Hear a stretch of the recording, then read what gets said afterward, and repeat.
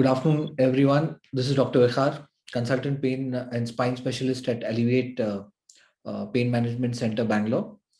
We are a chain of pain clinics in whole of Bangalore. We have 3 clinics as of now. Our center at Dasaralli is a hospital, and we are also expanding. And our center at Jayanagar will be opening in about 2 weeks' time. Today, we'll be discussing about lower back pain, one of the commonly presented complaints to any of the pain clinics. And there are a lot of doubts which arise in the patient's mind pertaining to lower back pain.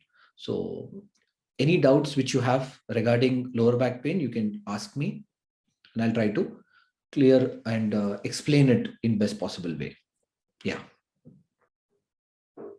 Doctor, what could be the causes of this low back pain? Yeah. So lower back pain, there could be multiple pain generators from where the pain can be generated. So lower back, if we are discussing, I'll just show you a model. Just imagine if a patient is actually sleeping on the stomach. So you have a skin, you have a little bit of fat, then you have the muscles, and you have the spinous process. This is the bone which can be felt from behind. There are also joints which are present at each level. These joints are called as facet joints. If you're just taking this off, then you will find the spinal cord, which runs in one canal or a tunnel, bony tunnel. And from the spinal cord, these nerves are coming out. At each level, there are 2 nerves which are coming out through a hole which is called a foramen.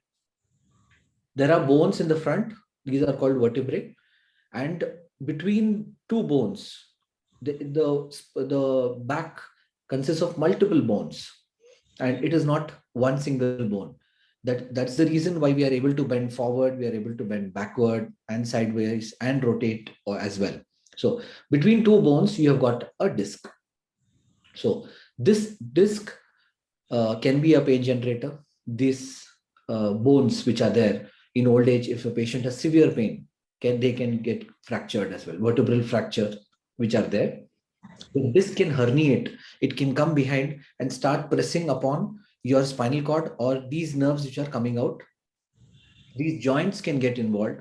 What are not seen in this is a ligament. A concept where I want to just explain a little is a ligament is which connects 2 bones, and a tendon is something where a muscle comes and attaches to a bone. And there are multiple muscles which are present here, which are not seen. These are called paraspinal muscles. There's also a big joint which is here, where the transition exactly happens from your back to your hips. These joints are called as SI joint, sacroiliac joints. So any of these things can cause your pain. Okay. So any of these things can cause our pain. So doctor, one more doubt I have. What about this back pain with leg pain? What could it be? Yeah. So this is quite a common presentation where a patient starts having, for example, a young person.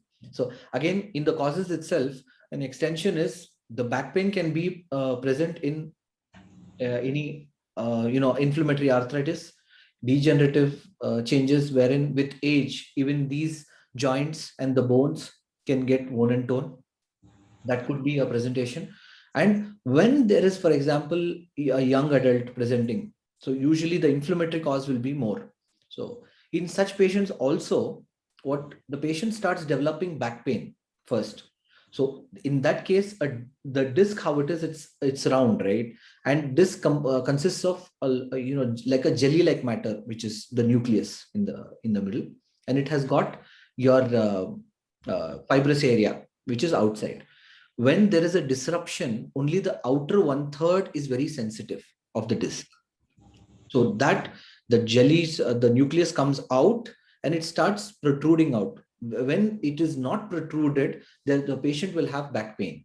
But once it is herniated or ruptured and comes and presses upon your spinal cord or these nerves, you will have pain in the area where the nerve travels from, because from the lower back, these nerves will be going to your legs. If the same thing happens in your your neck or your upper back, these nerves are going to your hands. So the patient can complain of even hand pain. But in this case, because today's discussion is based on lower back pain, the pain can radiate from the back into your leg. So the disc could be the cause of the pain. And when a patient presents to us, we will, ideally an MRI is advocated in these cases. Okay, doctor. Thank you for the clarification. Yeah. Any further questions, you can please ask me. Doctor, whether all back pain are related to disc problem, like how it is? Yeah. So again, coming back to the same thing, not all the back pains are related to your disc. This is a notion in public that anything you have in the back is related to your disc. It is not like that. So disc related pain definitely is there, where a patient will have disruption, which we call IDD. Young patients can have. The pain will be only in the back. When the disc protrudes out and starts impinging, the pain can be in the legs, but other causes can also be there. As I told you, there can be vertebra, which is there, these bones which were arranged. They can have a fracture in old people, or osteoporotic bones. They can get fractured. That causes severe pain in the back. There are joints. The facet joint is there, the SI joint is there, which are one of the commonest cause of back pain. And there are other ligaments which can get, the ligaments are which are supporting this structure basically.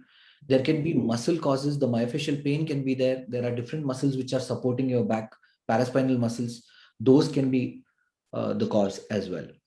So it is not that every time a patient presents with a back pain, it can be only a disc which is causing the pain. Okay.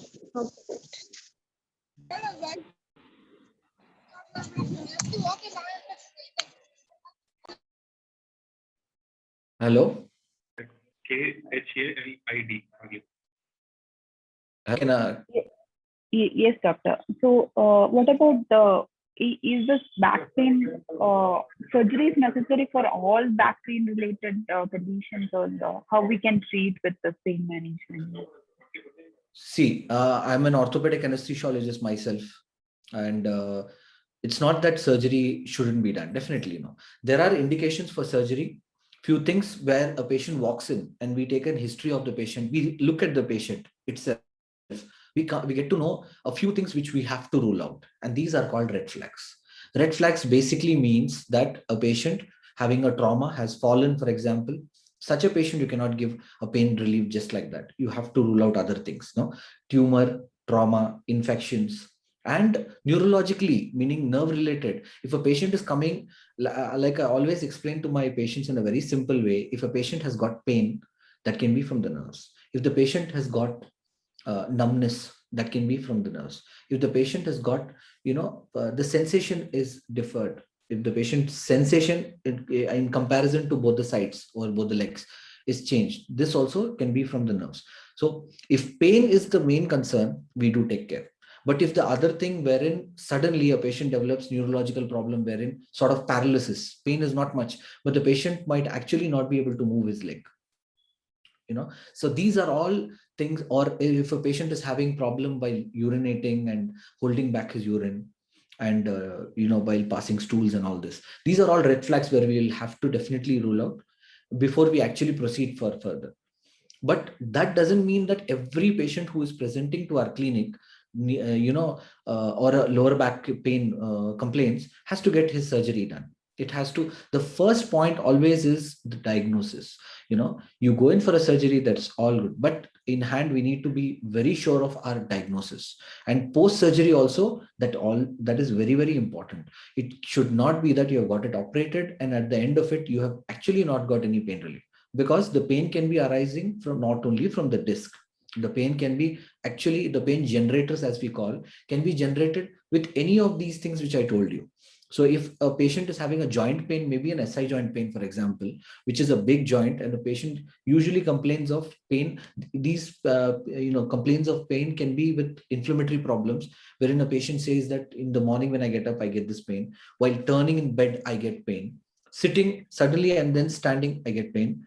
Standing for long hours gives knee pain.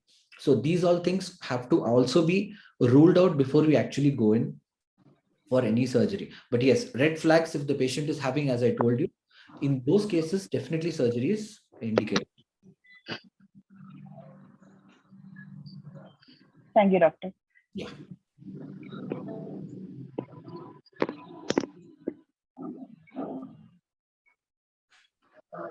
So one more question, doctor. For this lower back pain, what types of treatment that you provide? Like, Yeah, we at Alleviate are intervention. Like for example, I'm an interventional pain physician. That before it was such that people used to take medicine. The other solution which they had was surgery. Now there is injection-based treatment which is very similar to what we do. What in cardiac patients. Initially, it started off with only tablets, medicines, or else there was only bypass surgery which people used to do. But in the middle, now most of the patients can be managed with a daycare procedure like angioplasty, wherein you're just putting a small needle, connecting, going in, seeing in an X-ray, and from this needle itself, you are introducing a stent. So our practice is also very similar to that, wherein we utilize the X-ray guidance or ultrasound guidance for actually doing all our procedures. So if a patient is having acute lower back pain, and acute lower back pain, when I say, is it means that the pain arising within about 6 weeks. Subacute meaning 6 to 12 weeks, and chronic is more than 3 months, that is 12 weeks. So if if the patient is having very severe pain, presents to us, we'll have to actually examine, rule out all the other things, get our diagnosis spot on, and after that, we can plan up for interventions like, for example, as I told you, there are three means of actually approaching the nerves. If there is any disc related issue and the patient's primary complaint is only pain, other than sensory thing, and there is no power loss and all these things, in those cases, you can actually introduce a needle near to the hole, the foramen, which I had told you. This is called transforaminal injection. You can also give an injection near to the joints. You can give an injection down. This is called a caudal epidural injection, and between this also. So these things can all be done. If a patient is having disc pain, transforaminal epidural can be done. If the joints are involved, the joints can be targeted, or the nerves which are supplying to those joints, like the facet joint, can be done. SI joint injections can be done, which is this joint, of course, in the front. This is the front aspect. Here you cannot target it. Only the lower end, a small injection can be inserted after using X-ray guidance. okay, doctor. There's also, which I want to mention, something which is a prolotherapy, which we do. Prolotherapy is basically because there is instability of the instability of spine. Can you hear me? Yes, doctor, we can go ahead. It was a break, I suppose. So when there is an instability which is there in the spine, the problems can be more. So what we basically do is the ligaments, which I was telling you. Ligament is a connection between two bones. These multiple ligaments which are present, for example, the SI joint pain also. This could be a very common cause of pain. So these areas are targeted. These ligaments are targeted to actually strengthen the area. So once that happens, there is stability and the other problems are avoided. So, you would have commonly heard that I suddenly got up, I got a catch, and that pain is persistent for a long time. So these all things can be targeted with prolotherapy, which basically means you can use your own blood. One is PRP therapy, wherein we take blood from the patient, about 20 to 22 ml. That can be put in a machine. The result is about 2 ml or 3 ml of platelets. These platelets can actually be injected in these areas of ligaments. So which actually will strengthen, or in a simple way, prolotherapy, we also do it with dextrose. That is sweet water, which is present in our body only. That can be used to actually target those ligaments and strengthen the back. Okay, doctor, it's clear. So just one more question. So is this treatment for all the age groups? For example, if it is for an 80-year-old man or someone, who's of all the older ages, is these treatments are also applicable for them? Yes, yes. It can be used for at any age. We have had patients with back pain. For example, a young boy had presented to us. I'm just giving an example where patient had lower back pain, was treated in multiple places, wherein he had got hurt in his school with the corner of the table. This is something which is common, but that pain remained with him for more than a year, wherein he couldn't concentrate on his studies. So we have treated him as well because this was more of a myofascial pain related to deeper muscles of the back. And we have also treated older age groups. Older age groups also are other thing which comes into play. They cannot get it operated because it can be, they are the patient will not give you consent for getting operated. It could be that they are very high risk for surgeries, because any of your back surgeries which you have to do it under general anesthesia. But when you are giving general anesthesia for these high risk cases, it's difficult and to actually get them out of anesthesia, and the complications are more, especially if there is a cardiopulmonary problem related to heart and lungs. It becomes difficult and dangerous as well. So the patient will not give you consent for that. So in these cases as well, where in older age groups, this the spondylitic changes which we say, spondylosis, wherein age related degenerative changes which happen, these can be the joints can get involved, and those joints, especially your SI joint and facet joints, can be targeted, and facet and SI joints are quite painful. So these can be targeted, and just answering to your question, it can be definitely done for any age group. Okay, fine. So there is one more question which always arises in each of our patients' mind, that is MRI. Is MRI required for all the patients? So MRI, if a patient is presenting to us, doesn't, it's not like a patient comes for lower back pain and I order for an MRI. It's not like that. Unless and until it is, you have to rule out the soft tissue problems very deep within. You don't need to get an MRI for each and every patient who's presenting to you. So the treatment also are based upon that. If a patient has got 3-4 days old pain and he's had some strain stretch, you can treat him conservatively. You just give some time, unless and until you suspect for any, especially old age patients, it's always better. Chronic pain, if a patient has been having chronic lower back pain since quite some time, you go ahead and you get it done. If you feel that it is from a disc related issue where a patient has had it for a few days but the pain is quite severe, in those cases you get it done. So it is not the thing that every patient we need to get a MRI done. Yes, there is a question from Fatima B, doctor. The question is, does cancer cells affect the bone? Does cancer cells affects the bone? There can be METs, there can be metastasis. That is when a cancer starts in a primary area and it spreads, it can go and get seated into different areas. And bones, these vertebral bodies are also, vertebral areas are also a place where these cancer cells can go and settle. So those can make the bone also weaker and there can be fractures in those areas. The pain coming from the vertebral areas is quite painful. Okay. So, related to this, doctor, so do we treat spine cancer? So is there any pain management that we can go for the cancer? Yeah, there is something called as vertebroplasty. See, because any pain arising from the vertebral area is very painful, and the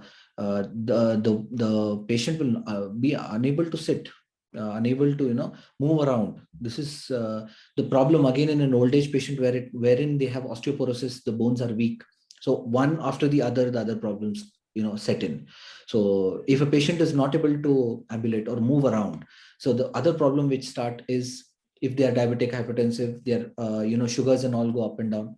One. Second, they'll have pressure sores and infection set in. And so this is it's just a cycle which keeps moving forward. So it's always a thing wherein if there is such a thing, definitely we treat it with vertebroplasty. In indicated cases, we see the patient and we can do. What we basically do is if there is a vertebral fracture.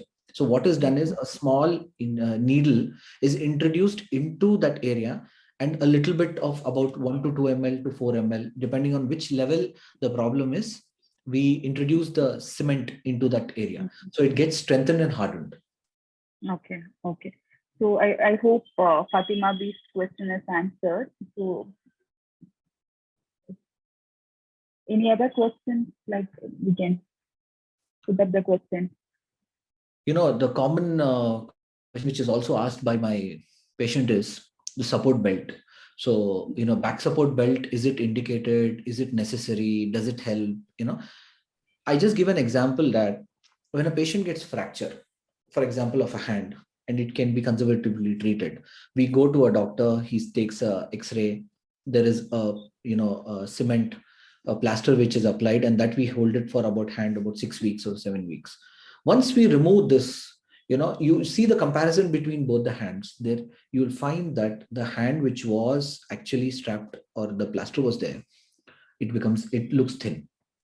The reason for that is the muscles which are around those areas get weakened. The same thing is for our back as well.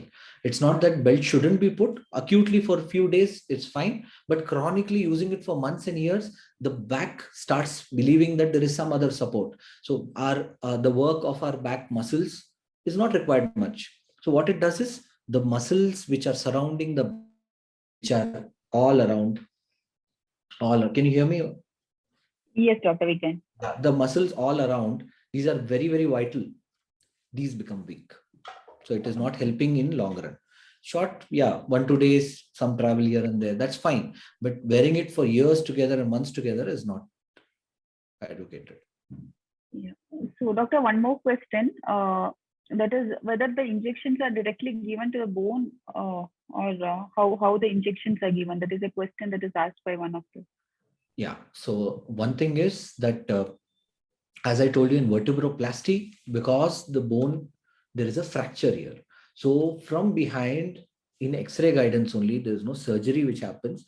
We enter into the bone and we give. Other than this, all the other injections are not given into the bone. It is all, you take bone as a reference point when you're actually doing your X-ray guided injections. But there is no injection which goes into the bones. There are different maneuvers and the techniques are different wherein you open up a space. For example, if we are giving that this nerve is involved, okay? So when this nerve is involved, you actually open up that space and go either above or below this nerve. And the injection is given. Definitely we cannot remove the disc, but what problem which is causing is that the nerve which is going or coming out, it is getting pressed by the disc and there is inflammation. If I get hurt, there is a swelling which happens. Similar to this, there is inflammation which is happening at that location. And that inflammation, it can be within your, around your nerves, within your joints, and those joints or the nerve around the nerve, not into the nerve. So those are the targets basically. So there is no injection which we are specially doing other than your vertebral fractures. Again, vertebral fractures are not very common. The commonest things are your joint problems and your nerve related issues. So what about the hospital? Do we need to get admitted to the hospital for the treatment? No.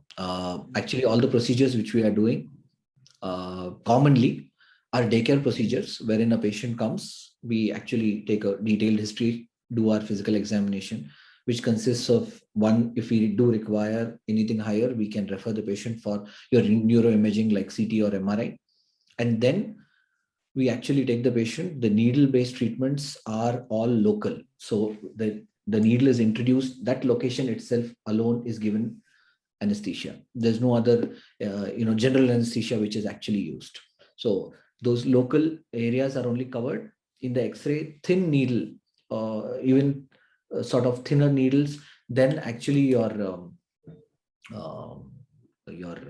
vaccination needles, it is thinner than that, are introduced to those locations. And if you are giving any spine injection like nerve injection, we confirm it with a small amount of dye, the same dye which is used in angios and all that. So those dye, it confirms that we are in a safe and precise area. So these two things are confirmed, and that area we give an injection. This all takes about half an hour. And post that also, we keep the patient for about an hour or so. The patient can go after that once the patient starts feeling better. So we don't admit.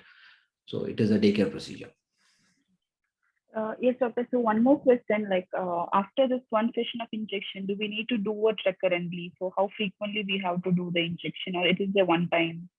Ideally, we don't need to repeat it, but it can be, an epidurals can be repeated. But one thing you should also understand is, especially joint related problems, there can be a mix. There can be a confusion where the pain is getting generated from. This is very important. So for diagnostic purpose, it's the once we have a diagnosis in our hand, you can do anything. For example, SI joint pain, the diagnosis is difficult because it looks like it can be a nerve pain, because the pain can also radiate down. It can be in the back, it can be lower back, so it looks very similar to nerve related pain. The confusion can be there, but once you've got to a conclusive thing that yeah, SI joint is the area, we can do other things like radio frequency, cool radio frequency.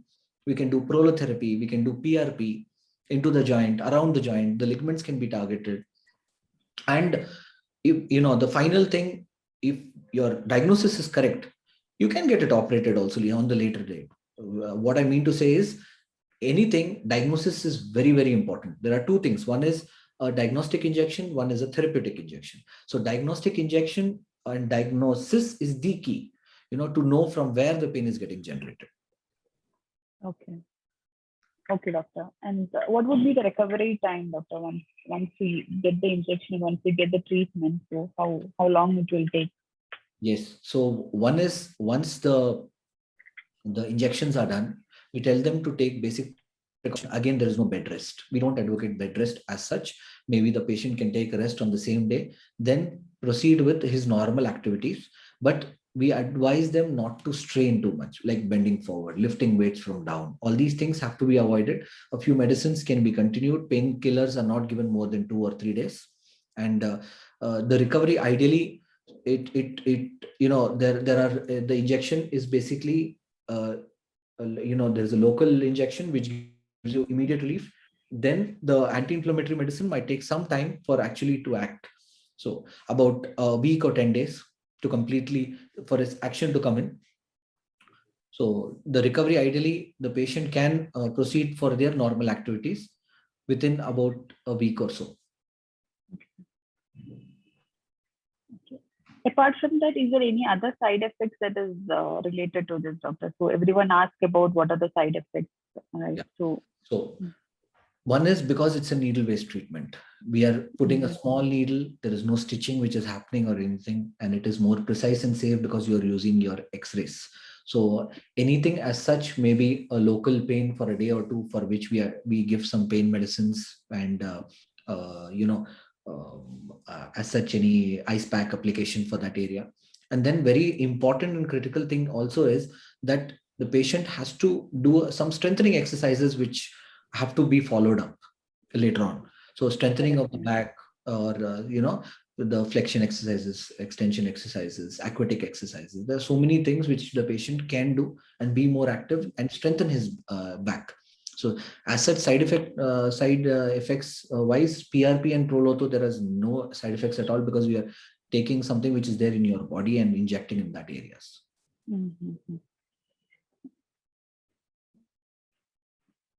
Yeah, doctor. So as you said, this pain management is getting into the patients, because many of the patients don't know about prolotherapy, PRP. So what you would like to say to that patient who is hesitant to take this particular treatment like PRP, prolotherapy, because they don't know about the treatment? So what you would like to? Yeah. The most important thing which I always feel is that pain is a very, very vital thing. And just like how our heart rate is, respiratory, and all these things, our temperature, our BP, these are all vitals. Similarly, pain should be one of the scale which should be included, because patients suffering with pain are not only physically suffering, they also have emotional problems. Psychologically, they have problems, because if you are, you don't feel happy, so we have to treat pain from both the sides. And that is what we do at Alleviate. We believe that pain should be treated at the earliest, and wherein the effect of the treatment as well the more chronic it becomes difficult to get treated and to get, diagnose it as well. Because if a pain is arising from my finger, if we treat it early, it is here. Otherwise, with chronicity, the pain can ascend up and get centralized. So it is not just that you treat here, you will have to treat for your cord and your brain. All these things have to be taken care. So my suggestion, my request is that if anyone is there who are suffering with pain, you kindly, consult your pain physicians, go meet them. Doesn't mean that you have to go meet them and get yourself an injection. Go sit with them, have a word. If you're convinced, and if the pain scale is such that you are suffering with severe pain, only then will your actually doctor advise you for medicines. But PRP and prolotherapy can be taken as also a prophylactic thing, wherein, for example, knees, it can be used for as a prophylactic thing, where from one grade to the other it shouldn't go. Because if you're landing up in grade 4 arthritis of knee at an age of about 45, and you have to get it operated, it becomes very difficult. Because once you get operated as well, there is a lot of other things which can come in. So the gradings, definitely we are all, the degeneration process is definitely there, but we need to slow it down. So as soon as possible, if you can consult a pain physician, consult a doctor, it would be better. Earlier the better. Thank you, doctor. Yeah.